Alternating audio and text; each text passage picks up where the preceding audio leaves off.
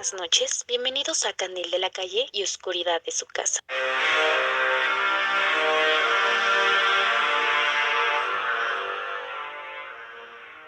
La escalofriante historia del poeta caníbal de la colonia Guerrero. El caníbal de la Guerrero, sin lugar a duda, un personaje recordado por las razones equivocadas, o eso era lo que él deseaba aparentar ante la sociedad. Con su trágica infancia, en donde sufrió abuso desde su madre, desde muy pequeño, donde la agonía del dolor que lo acompañaba día tras día, apodado el Aníbal Lecter mexicano José Luis Calva Cepeda, mejor conocido como el poeta caníbal. Se reconocía a sí mismo como poeta, periodista, escritor y actor. Escribió una decena de novelas y obras de teatro, pero su especialidad siempre fue la poesía. De hecho, durante una época se ganó la vida vendiendo sus obras, recitando poemas y monólogos en las calles y cafés de la Ciudad de México. Con tal talento enamoraba y conquistaba a las señoritas, las cuales sucumbían a sus encantos de labio, lo que convirtió al caníbal de la Guerrero en un feminicida. Fue el hecho de que mató a 3 mujeres. Quizás no lo sepas, pero un asesino en serie es alguien que comete 3 o más asesinatos durante un extenso periodo y normalmente con un lapso de enfriamiento entre cada crimen. La detención del caníbal de la Guerrero ocurrió el 8 de octubre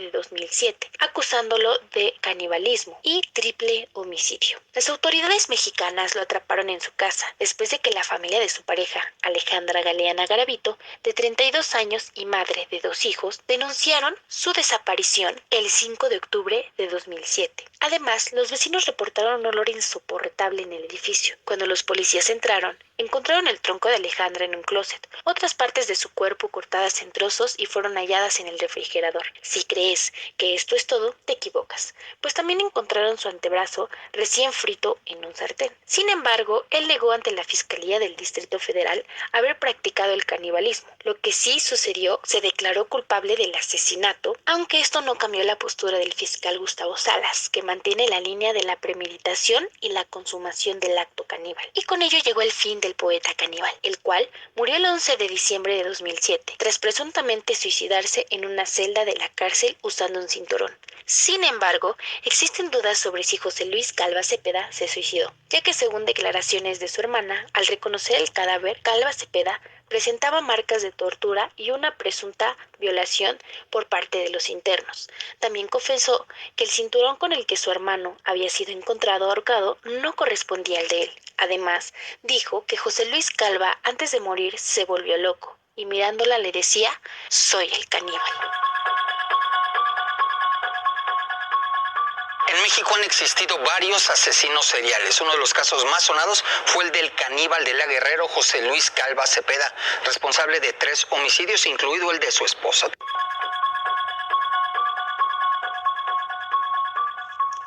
Ni poeta ni caníbal, por Brenda Lozano. José Luis Calva Cepeda no es ni poeta ni caníbal. Yo tampoco, pero eso no importa. A José Luis Calva Cepeda se le conoce como el poeta caníbal, o cualquiera una de sus variantes.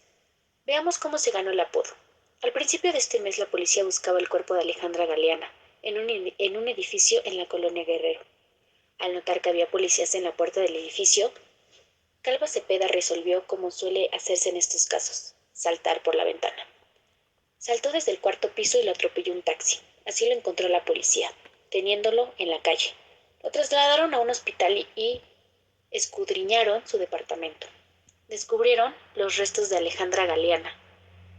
Basta decir que las condiciones en las que encontraron el cuerpo no son dignas de narrarse, seamos sensatos. Se abrió el caso de José Luis Calva Cepeda y se abrió fácil la puerta del morbo. Sobraron las descripciones minuciosas sobre lo que se encontró en el departamento. Hay pruebas, sí, de su asesinato, pero apenas pistas de su posible antropofagia. Pero, a ver, si se descubre o no que enguñó a Alejandra Galeana, es un asunto secundario para la prensa por 2 razones. Primera, antropofagia o canibalismo no son palabras completadas dentro del Código Penal del Distrito Federal. Segunda, se trata antes que nada de un asesino y como tal tendría que ser juzgado. ¿Cómo puede ser que desde el primer día de la nota se le haya apodado caníbal? La respuesta es sencilla, muy sencilla. A la prensa le gusta alimentar el morbo. Se prefiere vender un periódico a cambio de un titular que detenerse a pensar. Seamos sensatos. Al apodo caníbal que recibió Calva Cepeda le sigue el del poeta. El apodo completo es cortesía de la prensa. Que se presente Calva Cepeda. Soy peregrino de la Sedena, sigiloso de pasos y fauto de logros. Partidario de Sabinas, de Nerudo, de Coelho y de un servidor. Graduado de la Universidad de la Vida con honores en la sangre. Por ímpetu, escribió libros y, por reflejo, los critico y los bendigo. Bastó que la Procuraduría del Distrito Federal encontrara escritos en los cajones de Calva Cepeda, para que fácil la prensa lo llamase poeta. Veamos algunos fragmentos de los textos que se encontraron en los cajones de José Luis Calva Cepeda. Por ejemplo, el fragmento de un texto titulado Polvo de viento. Soy polvo de viento que vive en el tiempo. Soy la tibia hoguera que enciende pasiones. Soy la suave escarcha que moja las almas. Soy la madrugada que escribe mis letras. Se encontraron algunos cuadernos, algunos folletos, una novela inconclusa titulada Instintos caníbales, cuyas páginas, por cierto, el autor se tomó licencia de prolagar cuando surgen las intrigas, cuando vuelven las evocaciones, cuando la pasión se convierte en ira, cuando la venganza se torna en obsesión, surgen los instintos caníbales. Sobra decir que los puntos suspensivos son del autor, pero no con que estos textos ha puesto en discusión sus dotes o sus dotes literarias. Cualquiera que fuera el argumento, Calva Cepeda se presentaba como escritor ante sus víctimas y por eso se le señala como poeta, apoyando por ejemplo su inclinación humanista. Se dice que en un café de internet a la vuelta de su casa interpretó a la muerte. También se dice que desde la cama del hospital no perdía ocasión para mostrar sus composiciones a los agentes. ¿Por qué es lo que hay que discutir? Un escritor de la SOGEM responde, no es escritor, no es poeta, no tiene idea de lo que es la poesía. La poesía son imágenes y no hay una sola, es decir, vacío que solo se busca el reconocimiento. Esto es, carajo, lo que hay que discutir. Seamos sensatos. Poco importa si Calva Cepeda es poeta o no. Para la prensa no debería importar si engulló a su víctima o no. Este es un asunto que compete a la justicia y no al morbo. Ojalá la prensa fuese más elegante. Ojalá la prensa alimentara menos al morbo y fomentara más al pensamiento. El tema, el homicidio, que es el eje de la nota, presta el escenario para reprobar a todas las luces al asesino y desde ahí cuestionar y pensar la naturaleza de la crueldad. Por ejemplo, somos aquí sensatos.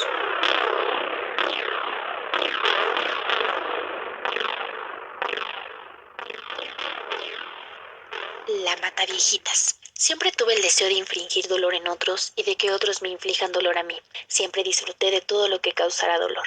Soy Juana Barraza Samperio, nacida el 27 de diciembre de 1957 en Apazoyoacán. He cumplido 15 años en prisión dentro del penal de Santa Marta, Acatitla, de los 759 años que se me fueron otorgados por mis crímenes. Fui criada por dos personas con una relación de unión libre, Trinidad Barraza y Justa Samperio. Personas alcohólicas que hacían que tuviera relaciones sexuales con personas a cambio de alcohol. Así quedé embarazada de mi primer hijo. Actualmente tengo 64 años y soy apodada La Mataviejitas. Fui metida a la cárcel en el año 2006 después de mi último asesinato. En total, he hecho 16 homicidios y 12 robos. Mis primeros homicidios iniciaron en 1990.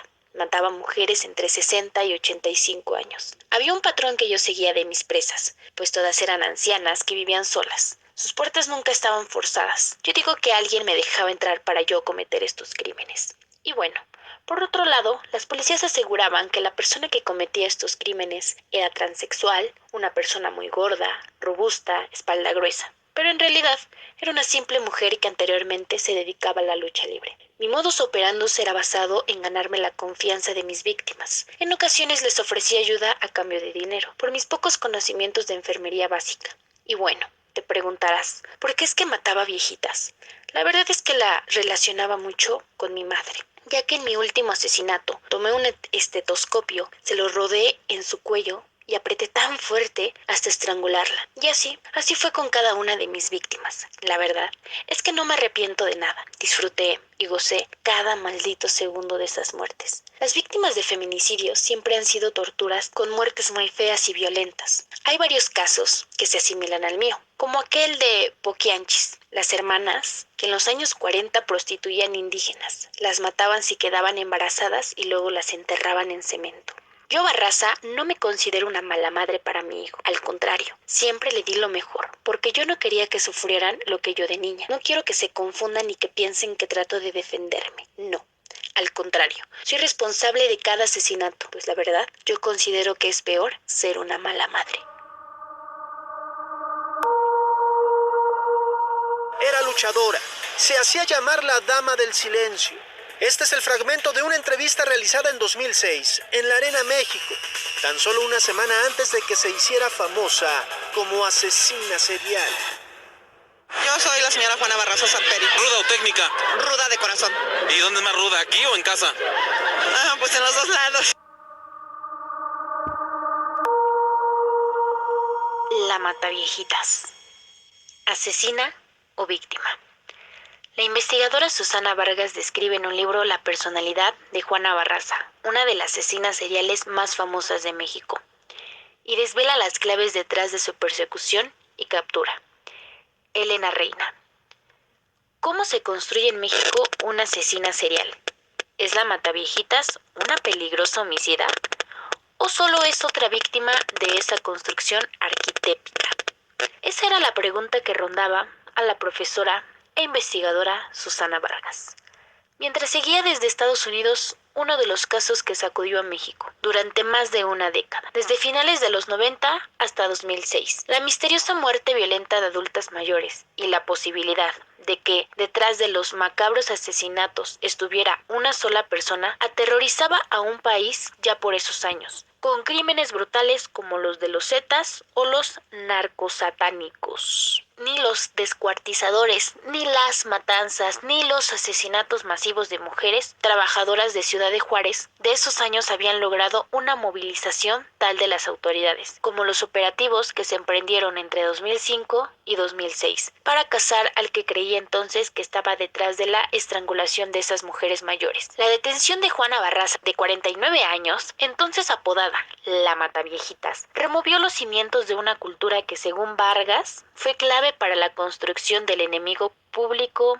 de México. Detrás de la Mataviejitas estaba Juana Barraza, una mujer corpulenta de 1.75 metros de altura, que se había dedicado toda su vida a la lucha libre y al comercio. Una mujer que los criminólogos de entonces definieron tras su arresto con una tendencia innata a la violencia seria, con una mirada fría y calculadora. Pero se sabe poco de la Barraza real. Además que tenía 3 hijos, el personaje ocupó todas las portadas de periódicos durante años. Las fotos de ella, enmascarada como la Dama del Silencio, su apodo en el ring, mostrando bíceps y sosteniendo un cinturón que le cubría el abdomen, supusieron la confirmación definitiva de que un cuerpo masculino como aquel había sido capaz de las peores atrocidades. Estrangular a sangre fría a decenas de señoras echando mano de un estetoscopio, Barraza reconoce solo uno de los 16 crímenes que le impusieron. Se encuentra en prisión desde 2006 con la condena más alta que se le ha otorgado a un criminal en la historia de México, 759 años. Y se trata de la única asesina en serie jamás señalada como tal antes de su captura en México. Este tipo de violencia era algo que los mexicanos observábamos en las películas en Estados Unidos. Un fenómeno desconocido para nosotros llegó a señalar el entonces fiscal de la Ciudad de México, Renato Sales Heredia. Y estas declaraciones sorprendieron a Vargas.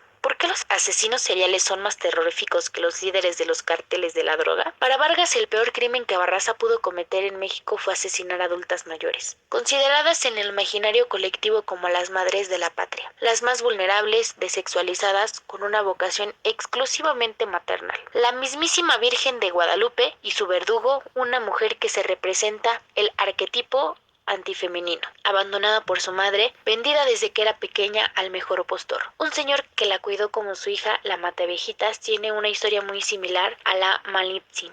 Señala Vargas, la leyenda negra de la Malinche representa la traición en México. La mujer poliglota que fue vendida como esclava a Hernán Cortés y que se convirtió en su traductora y consejera, acusada de provocar las grandes matanzas de los conquistadores, el primer enemigo público de México desde antes de que se formara el país. Vargas cuestiona el libro La Mataviejitas, publicado en inglés, The Light Old Lady Killer, las bases de una criminología que se remonta a los principios del siglo XX, para certificar a Barraza como una asesina serial. En toda regla. No tiene remordimiento. Llegaba a decir de ella algunos de los que revisaron tras la captura, además de analizar su mirada en diferentes situaciones como prueba irrefutible de su criminalidad. La detención de la Mataviejitas fue el espectáculo de esos años, y Vargas explicaba cómo detrás de la construcción de aquel personaje operaba también toda la moralina mexicana. Cuando comenzaron a investigar los crímenes como un caso de violencia en serie, las autoridades buscaban a un hombre brillante. El estereotipo de asesino serial estaba relacionado con los hombres extremadamente inteligentes, según los manuales de criminología. Después de que los testigos aseguraron que habían visto a alguien con ropa de mujer, ni siquiera contemplaron la posibilidad de que se tratara de una asesina, sino de un asesino transvesti. No fue hasta la detención de Barraza, poco después de cometer el único crimen que ella reconoce, el de una mujer de unos 80 años en su piso, estrangulada de la misma forma con un estetoscopio, que las autoridades reconocieron un nuevo perfil criminal, el de una mujer que ya no era brillante, sino pobre y analfabeta. Vargas insiste, no obstante, en que su trabajo no trata de defender a criminal. Su objetivo era comprender que aspectos de la cultura tradicional, como el concepto que tiene de lo que debe ser una mujer, también por parte de las víctimas influyeron en la satanización de una asesina, por lo que movilizó un país. Mientras que el resto de crímenes del narco quedaban impunes, resulta interesante cómo la Mataviejitas no existía sin su disfraz, como la única forma en la que una mujer puede existir. Esto la examine de responsabilidad, señala Vargas. En febrero de 2017, Vargas se reunió con Barraza en el penal de Santa Marta, en Ciudad de México. Le sorprendió no observar en la imponente mujer la mirada fría de la que tanto había leído. Sonreía hasta con los ojos, relata. Le contó algo que no esperaba. Me dijo que su actividad principal en la prisión consistía en pasear ancianos. ¿Te lo puedes creer? Señala entre las risas la investigadora. No era un chiste. El enemigo público de México, la Mataviejitas, ya no sonreía ni estaba bromeando. ¿Sabes lo que me dicen? ¿Quién te crees que eres? Tú no me mandas, relata en la parte del libro. Sobre ese encuentro, y destacó cómo después de más de una década en prisión y del monstruo que representaba para el país, solo había algo que la matrivizaba, de lo que pensaran de ella. Puedo ser lo que quieran, pero ante todo, soy una buena madre.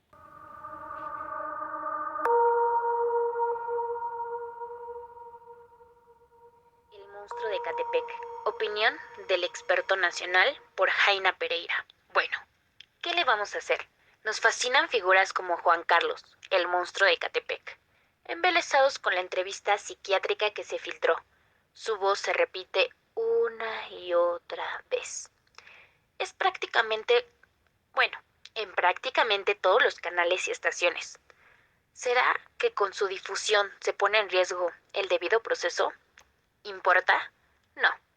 No sabemos cómo manejar a este homicida que podría ser responsable del asesinato de más de 20 mujeres en Ecatepec. Según algunas estimaciones, esto querría decir que el monstruo de Ecatepec sería responsable del 5% de los asesinatos en el municipio. Uy, ¿solo el 5%? Pues ¿cuántos monstruos tendrá Ecatepec entonces? Muchas voces en la semana han acusado con justa razón que los brutales asesinatos hayan requerido de la voz del victimario para conseguir atención nacional. Cuando la voz de las víctimas llevan años reclamando difusión y atención, algunas notas se concentran en explicar a Juan Carlos, pobre. Insisten, abusado por su madre y engañado por su pareja. ¿Tenía alternativa más que volverse un misógino y feminicida? Esas mujeres siempre merecen la muerte por su ropa, por su comportamiento, por sus puterías. Su voz suena en todos lados. Los medios completamente hacen que su cobertura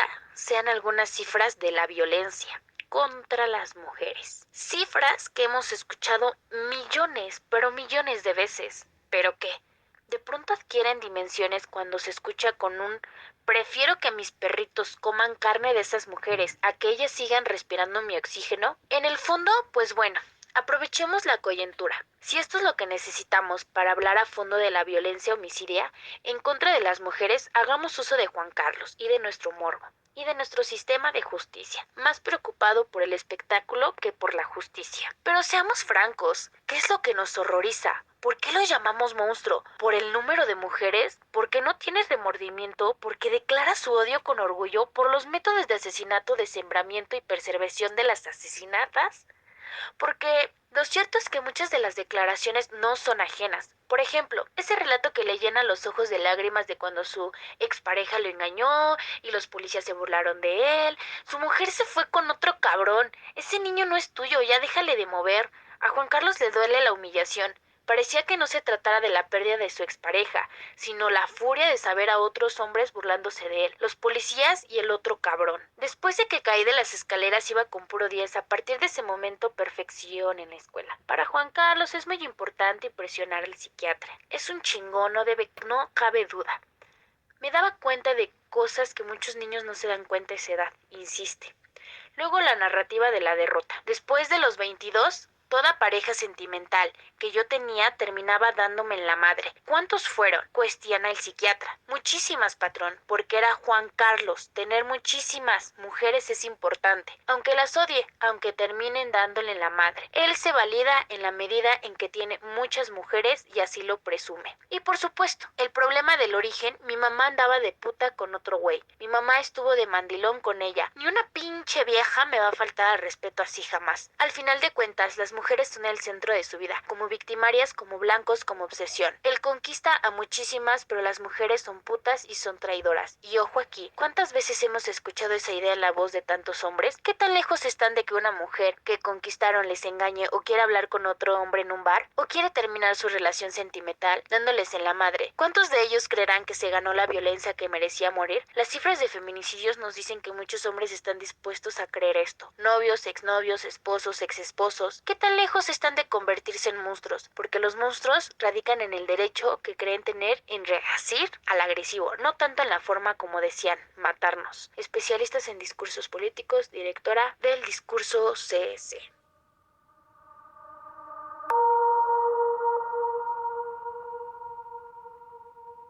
El chalequero.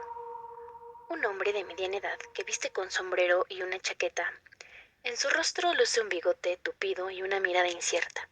Asesino en serie mexicano que quitó la vida a 21 mujeres en el ya lejano México de finales del siglo XXI. Francisco Guerrero Pérez, mejor conocido por su apodo, el Chalequero, esto pasó a la historia de la crónica negra nacional. Pero mejor, pasemos a conocer la historia del primer asesino serie de tierras nacionales en ser atrapado y expuesto por los medios.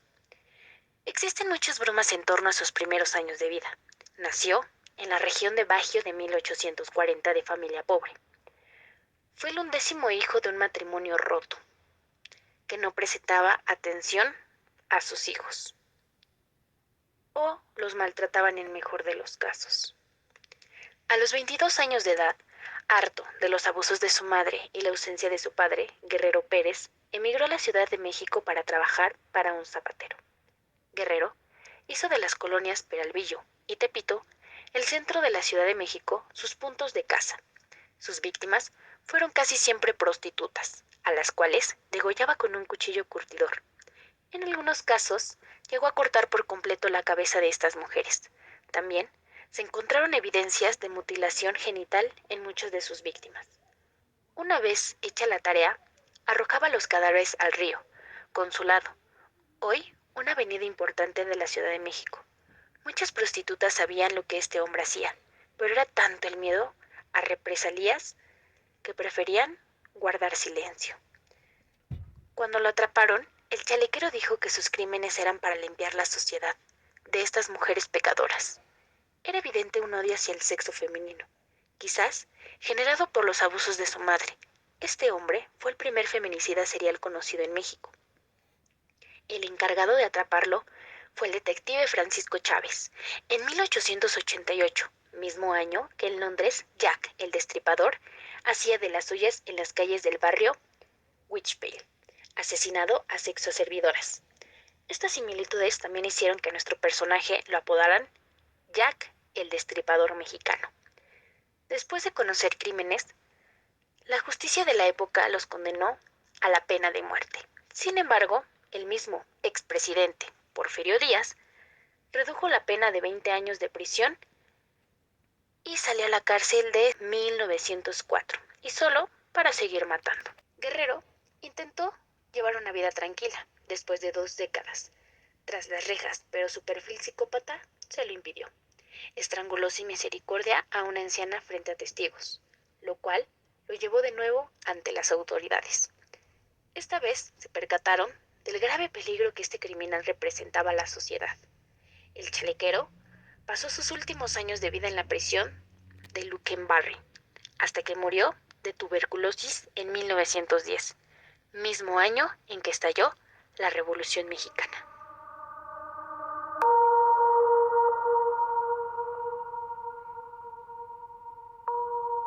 El chalequero, el primer asesino serial capturado en México que mató a 20 prostitutas.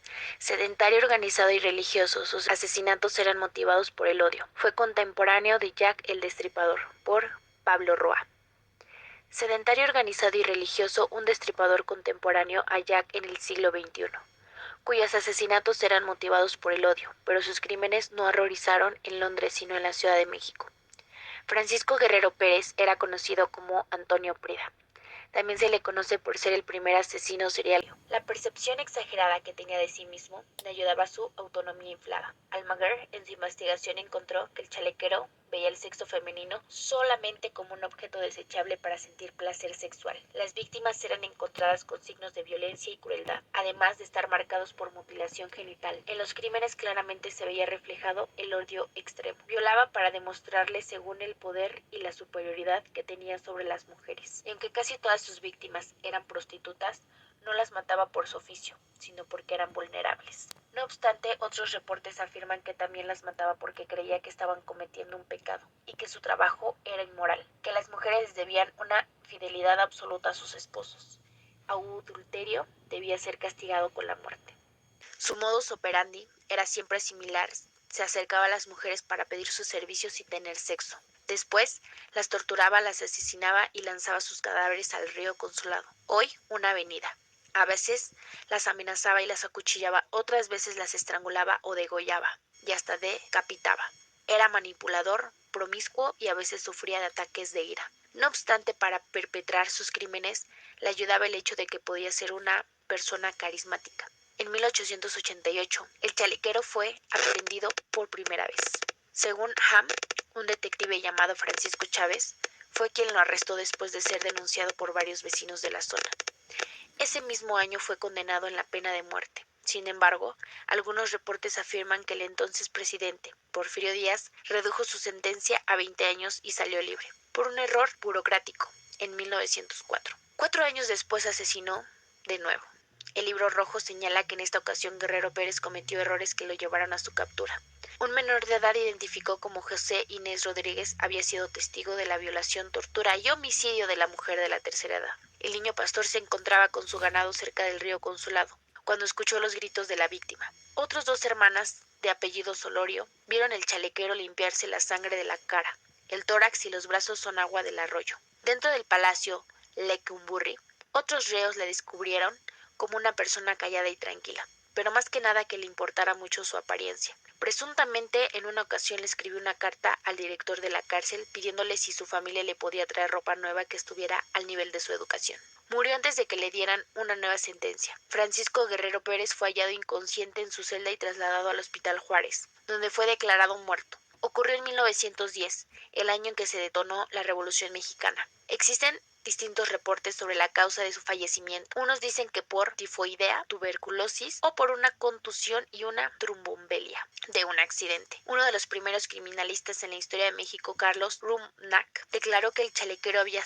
nacido un criminal, un nonato, que no existía la información suficiente para suponer que el asesino había cometido los homicidios motivados por una compulsión sexual irresistible, que no los había perpetrado por un impulso sexual. Mató conscientemente y por impulso violento. Es un degenerado inmortal, violento, dijo.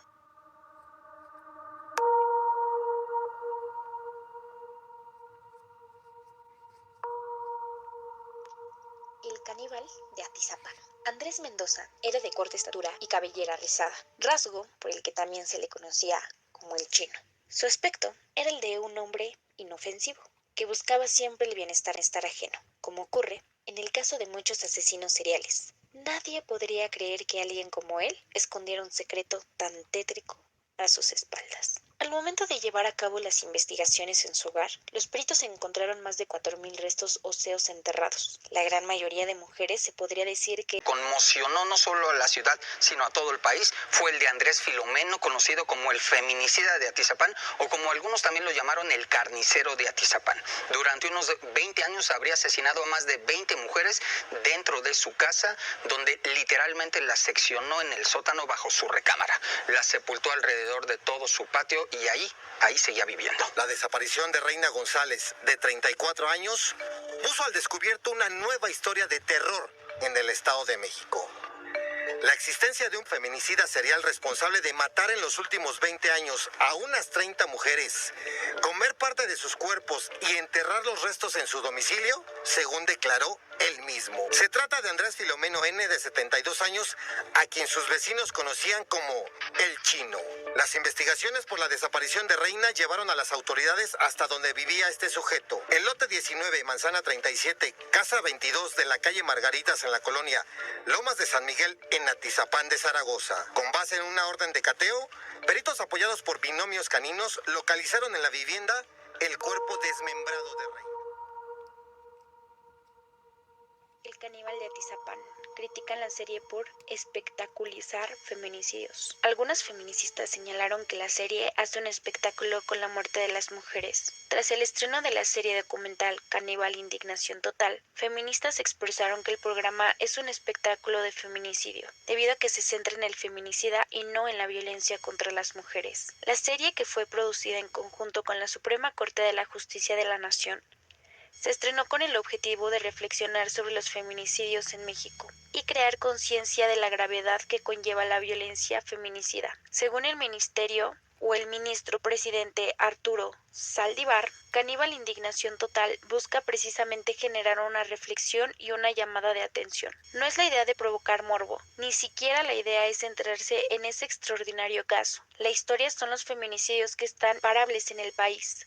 La historia de este feminicidio es solo una ruta narrativa para tratar de entender, declaró el ministro en una entrevista con Lourdes Mendoza. No obstante, algunas feministas han criticado que la manera en la que la serie fue hecha no ayuda a crear conciencia sobre los feminicidios, sino que se hace un espectáculo con la muerte de las mujeres. Acabo de ver que la Suprema Corte de la Justicia estrenó una serie en TV abierta sobre el feminicida de Atizapán, y de verdad qué indignación que incluso en las instituciones recaigan en la espectacularización de la violencia contra la mujer. No somos ningún reality show, nuestras muertes nos actúan, escribió Natalia Xioctecán, colaborada por Investigaciones Feminicistas en el Observatorio Mexicano de Política Exterior Feminicista. Por otra parte, el antropólogo e historiador Claudio Lomitz también criticó a la serie, y él intentó que la Suprema Corte intentara generar conciencia sobre los feminicidios en el país. La Suprema Corte de Justicia tuvo la mala idea de usar el caso del caníbal de Atizapán, un psicópata, para concientizar al público sobre el feminicidio. Antes de producir teleseries sensacionalistas, la Suprema Corte de Justicia tendría que ponerse a estudiar el feminicidio extremabusos que se ha normalizado, indicó también el escritor. La usuaria de Twitter, identificada como Jen Estrada, también señaló que la serie es una espectacularización de la violencia contra las mujeres, además de presentar un discurso institucional. El discurso por los menores, o por lo menos del primer episodio, es institucional. Nos muestra que las autoridades sí están trabajando, que la fiscalía está investigando. El discurso busca que creamos que la violencia contra las mujeres es un hecho aislado e individual y no un problema estructural. Busca construir una narrativa en la que creamos que si atraparon a un feminicida serial, entonces podemos estar más tranquilas, como si afuera no hubiera más violencia, señaló. ¿Y tú qué piensas sobre este caso?